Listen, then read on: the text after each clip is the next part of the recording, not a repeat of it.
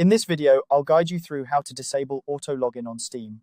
Whether you're sharing your computer or just want an extra layer of security, disabling the automatic login feature can be very useful. Let's jump right in and walk through this process step by step. To begin, you'll need to have the Steam app open on your computer. If you don't have it open yet, go ahead and launch it now. Once Steam is running, direct your attention to the top left corner of the application window. Here, you'll see the Steam logo.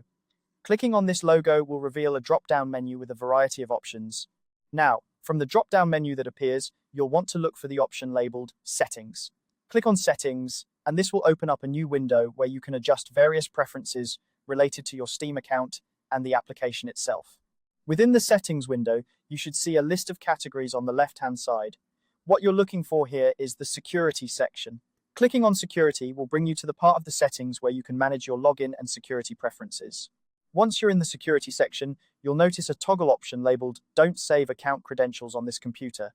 This is the key setting that controls whether your login details are automatically saved, allowing for auto login.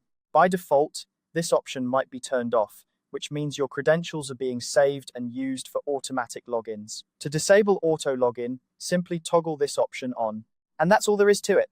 By toggling on the option to not save your account credentials, Steam will no longer remember your login information automatically. This means that the next time you launch the Steam app, you'll be prompted to enter your login details manually. This simple change can help keep your account more secure, especially if you share your computer with others or simply want to ensure that your account remains private. Remember, you can always go back into the settings and reverse this option if you decide you prefer the convenience of auto login. Just follow the same steps and toggle the setting off again.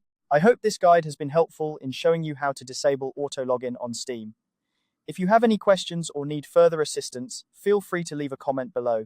Don't forget to like and subscribe for more quick and easy tutorials. Thanks for watching, and see you in the next video.